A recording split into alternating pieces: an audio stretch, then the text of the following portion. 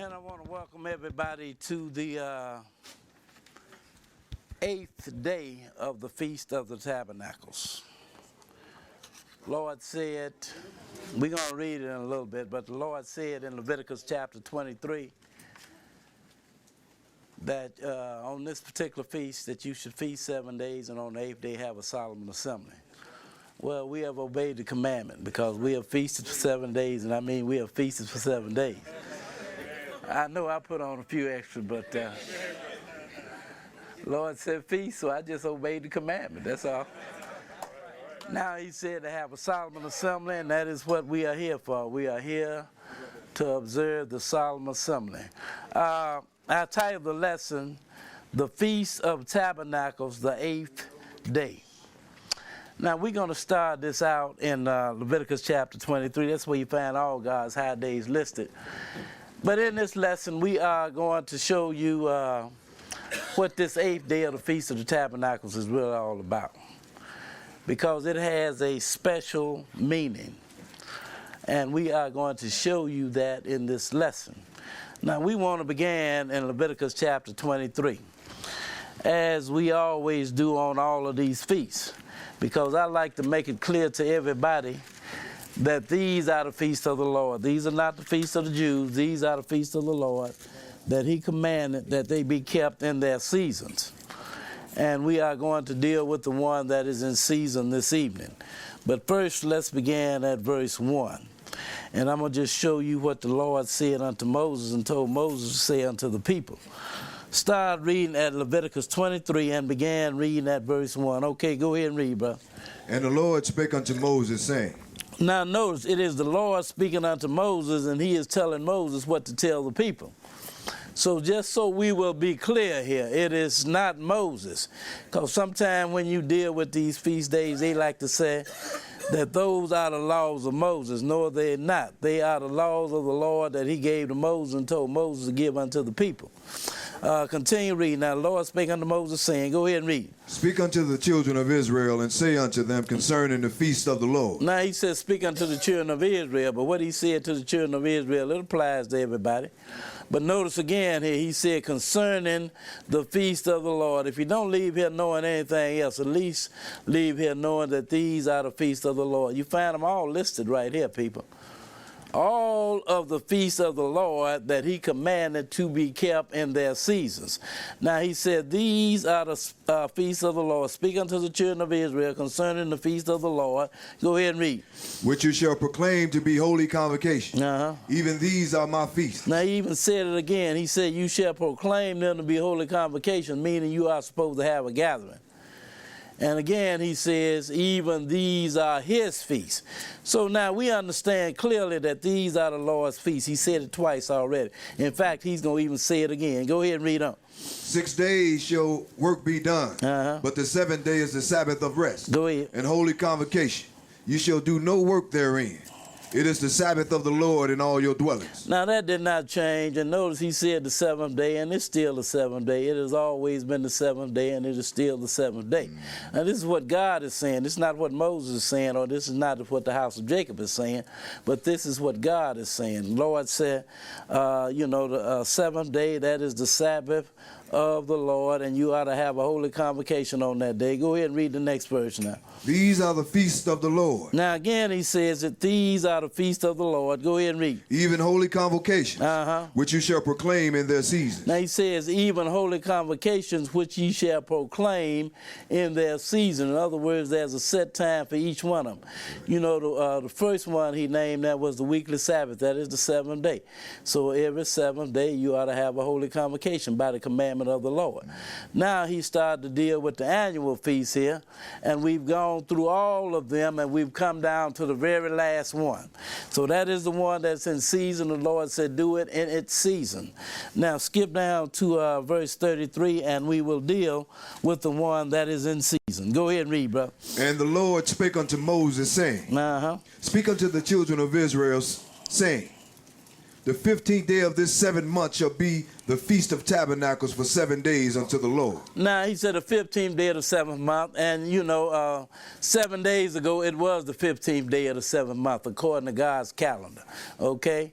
And he said, 7 days ye shall have the Feast of Tabernacles. 7 days. In other words, you ought to feast for 7 days, but we're going to find out here that there was an 8th day, and you were to have a solemn assembly on that day. Go ahead and continue read. On the first day shall be an holy convocation. Now, on the first day shall be a holy convocation. We had a holy convocation on that day. Go ahead and read on. You shall do no servile work therein. 7 days ye shall offer an offering made by fire unto the Lord. Go ahead. On the 8th day shall be an holy convocation unto you. Now he said, on the 8th day shall be a holy convocation unto you. On the 8th day of what? On the 8th day of the Feast of Tabernacles. Have you seen where the 8th day was separated from the Feast of Tabernacles? No. That is very clear, isn't it? That's right. He says, 7 days ye shall feast, and on the 8th day ye shall have an solemn assembly. And that is what we're going to do. We feasted 7 days, and today we're going to have a solemn assembly. Go ahead and read some more. And you shall offer an offering made by fire unto the Lord. It is a solemn assembly. Go ahead. And you shall do no work therein, no servile work therein. Now, the Lord said feast 7 days. That means rejoice, be lively, and all of that. Then he said solemn assembly, which is just the opposite, which means serious. And one definition it gave was to hold back, to be still, or to restrain. You understand what I'm saying? Two different things here. Feast, the Lord did not say feast 8 days. He said feast 7 days. That's right. And on the 8th day have a solemn assembly. If you was to feast 8 days, then the Lord would just say feast 8 days. That's right.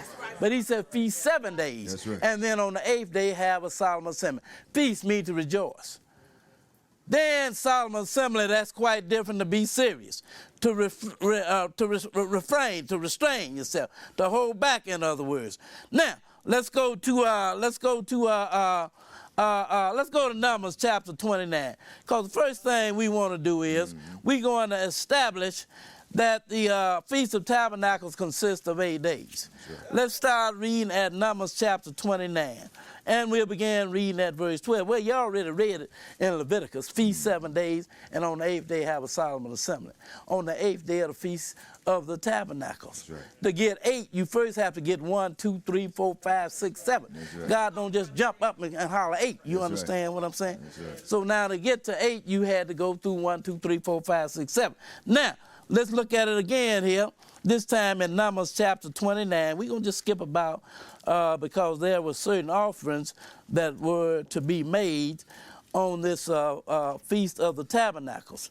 But we're not concerned with that. I'm going to just show you again how many days this Feast of the Tabernacles consists of. Start reading at chapter 29 and begin reading at verse 12. I just want you to read verse 12. Go ahead and read, brother. And on the 15th day of the 7th month, you shall have an holy convocation. Go ahead. You shall do no servile work, and you shall keep a feast unto the Lord 7 days. Now he said on the 15th day of the 7th month, ye shall have an holy convocation. Ye shall do no servile work. Ye shall keep a feast unto the Lord 7 days. Right. Skip down to verse 17. Go ahead and read. And on the 2nd day you shall... And on the 2nd day of what? On the 2nd day of the Feast of the Tabernacles. Go ahead and finish that verse. You shall offer 12 young bullocks, 2 rams, 14 lambs of the first year without spot. Now, skip down to verse 20. Go ahead and read. And on the 3rd day... And on the 3rd day of the Feast of the Tabernacles. Still what you're dealing with. That's right. Go ahead and read on. 11 bullocks, 2 rams, 14 lambs of the first year without blemish. Now, skip down to verse 23. Go ahead and read. And on the 4th day. And on the 4th day of the Feast of Tabernacles. You don't need to read anymore. Skip down to verse 26. Go ahead and read. And on the 5th day. And on the 5th day of the Feast of the Tabernacles. Skip down to verse 29. Go ahead and read. And on the 6th day. And on the 6th day of the Feast of the Tabernacles. Skip down now to verse 32. Go ahead and read. And on the 7th day. And on the 7th day of the Feast of the Tabernacles. Skip down to verse 35. Go ahead and read. On the 8th day you shall have a solemn assembly. And on the 8th day of the Feast of the Tabernacles, you shall have a solemn assembly. That's right. We are dealing with the Feast of Tabernacles. No break anywhere. You understand what I'm saying? That's right. It didn't go from the Feast of Tabernacles to something else. No. It is still the Feast of the Tabernacles. That's right. Now, let's go and look at it again. Let's go and look back at what they did in the days of old. Let's go to 2 Chronicles chapter 5, and we'll begin reading at verse 1. 2 Chronicles chapter 5, and we will pick it up at verse 1. 5 and 1. Now, two things were going on here. They were about to dedicate the temple, and they were keeping the Feast of the Tabernacles. 2 Chronicles chapter 5, and we'll begin at verse 1. 5 and 1.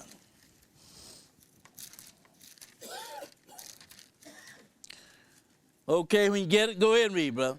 Thus all the work that Solomon made for the house of the Lord was finished. And Solomon brought in all the things that David his father had dedicated, and the silver and the gold and all the instruments put he among the treasures of the house of God. Now, this is after Solomon had finished the temple that the Lord had him to build. You know, David Lord wouldn't allow David to build it. So David went out, he said, well, I'm gonna get as much stuff as I can to go into this temple. So now, Solomon, he had brought all of the things into the temple that his father David had collected to go into the temple. Go ahead and read on. Then Solomon assembled the elders of Israel, and all the heads of the tribes, the chief of the fathers of the children of Israel unto Jerusalem, to bring up the ark of the covenant of the Lord out of the city of David, which is Zion. Now they even bringing up the ark of the covenant to put that within the temple as well. Go ahead and read on. Wherefore all the men of Israel assembled themselves unto the king in the feast, which was in the 7th month. Now what feast is it in the 7th month? Not the one feast, That's right. Actual feast in the 7th month. And that is the Feast of the Tabernacles. That's right. You know, you had the blowing of the trumpets and you had the Day of Atonement, but they wasn't really feast in a sense where they feasted and all of that. So now the feast that was in the 7th month, we going to understand that was talking about the Feast of the Tabernacle.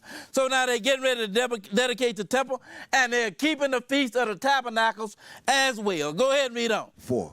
And all the elders of Israel came, and the Levites took up the ark. And they brought up the ark in the tabernacle of the congregation. Go ahead. And all the holy vessels that were in the tabernacles, these did the priests and the Levites bring up.